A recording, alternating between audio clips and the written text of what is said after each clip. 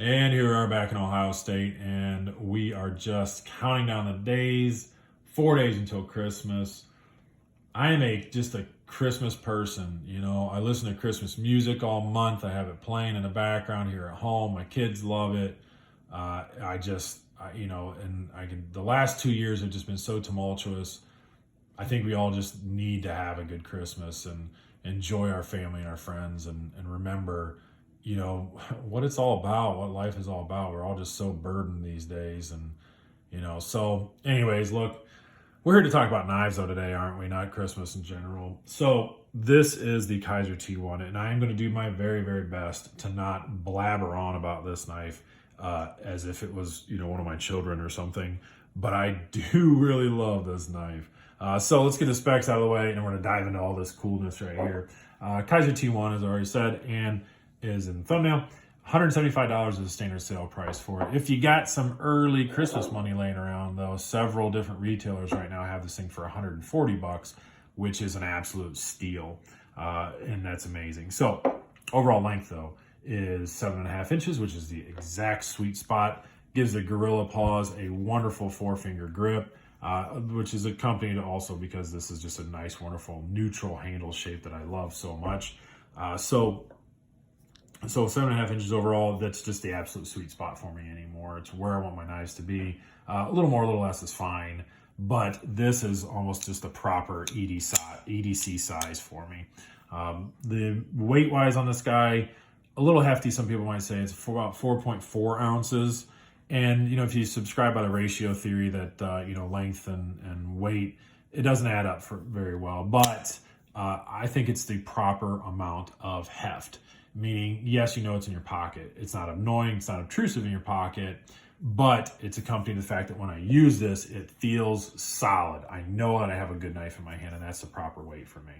Material-wise, S35 again. S35 is absolutely one of my favorite steels. I think it is one of the most well-rounded steels out there. Now, granted, we are getting so many more high-end steels, super steels rather, that these high-end steels keep getting pushed down farther and farther or left out or thought kind of negative about them. But I don't care how many super steels come out. This quality of S35 has never faltered. You can get this down, an $80 knife. So that can be an argument, $175. But let's think about what else is in this guy, and that is the fact that this handle is all titanium. Now, titanium is a nice lightweight material, but there's no milling done whatsoever in it. So that's kind of where your weight comes from. Wonderful titanium clip as well, as you can see. Pivot system, ball bearings inside of there. So wonderful ball bearing pivots. It's terrific. They just do great. The deployment on it, as you can see, very super smooth. It's such a good pressure on the detent. They did quite well with that. You can do whatever type of thumb flicking you would like to do, or the reverse flick is terrific. Just very, very smooth. You can even just roll it out if you want to, which is, it's kind of what I do. And I don't have a problem with being able to do that. So I fought a lot with lock bars. I really did. And I'll talk about another terrific lock bar up here off screen right now in a little bit.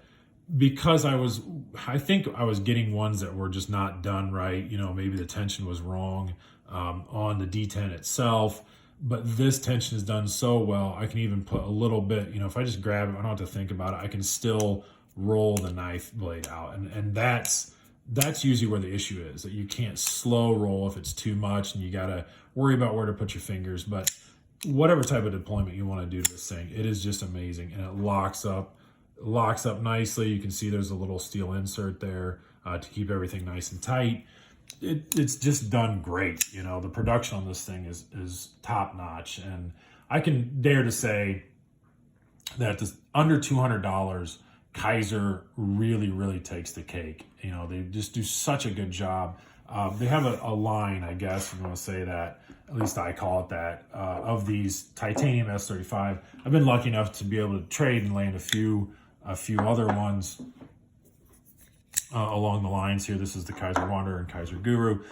Same concept. You have titanium and S35. Little different here, though, that they use phosphor, bronze in both of these, and bearings in this one. But keeping with the same theme, is that they don't do any milling inside of these to kind of lighten them up. Now, There is one that I am aware of. There might be several more, but one specifically that the design sort of spoke to me a little bit, and that is the Kizer Sham Shear. I'll show a picture of that guy, where they used bearings and they have milled it out a little bit.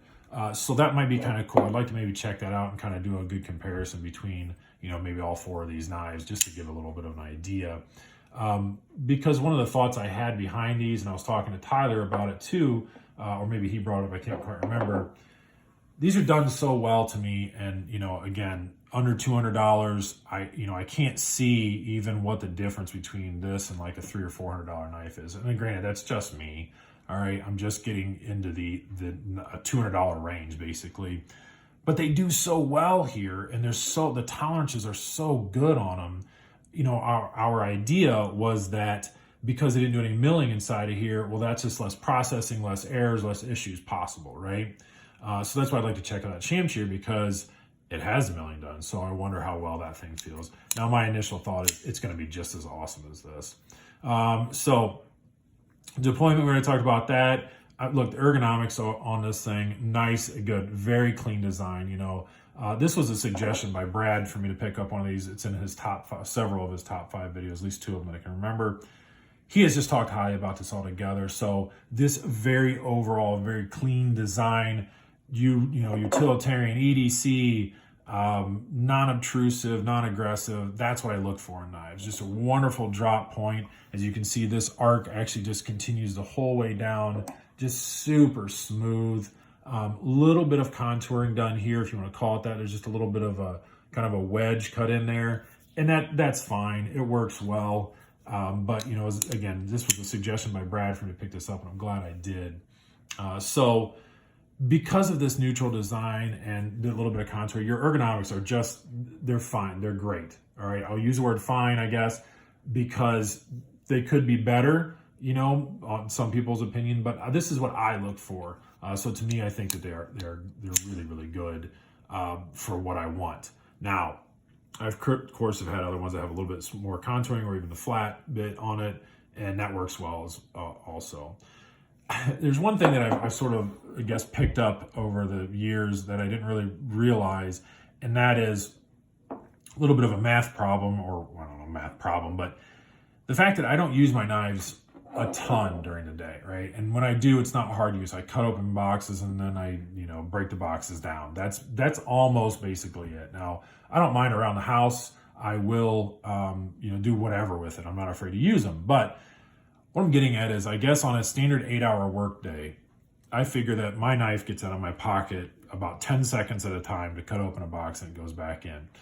Overall, it roughly adds up to about an hour of a day that it's out of my pocket, giving it a good 7 hours that it's actually in my pocket. So for me anymore, I look for ones that aren't overly contoured, right? Because then when in your pocket, it becomes bulky. And so this little bit of contouring really works quite well. And I was going to do a comparison anyways of this a little later, but this is the Penguin, which I talked about this lock as well. But even the thickness of it, I thought would be a lot more, but really, I don't know, that didn't come up too well. There you go. Yeah, there you go. It's quite similar. Basically, it is just this little ridge that makes it just a little bit thicker, but this knife rides extremely well in your pocket, and I don't really notice a huge bit of difference from this one. So, look, I'll just sum it up and say I love this knife. If you like it, then by all means, go pick up for the $140 price that they got now. Going back quickly to this lock bar, and this is just to give this thing a testament to that Tyler was able to get me this one. He got a really good deal. So I'm glad I was able to check this out, because, again, initially I always had issues with frame locks. And that was because I was worried maybe my hands were too big, and I'd always put pressure on there when I tried to deploy the knife, and I couldn't do that. I can tell you with this Kizer, it doesn't matter where you put your finger. The detent is just dialed in perfectly. All right, so you can put a little pressure on the lock bar and it doesn't hurt anything. So that was one main thing. So I had assumed that it was because I have only had cheap frame locks until then. All right, Tyler proved me wrong. All right, this is $175. This is the $100 one. And when I mean cheap, I was dealing with like $30 or $40 frame locks, and I could never open them.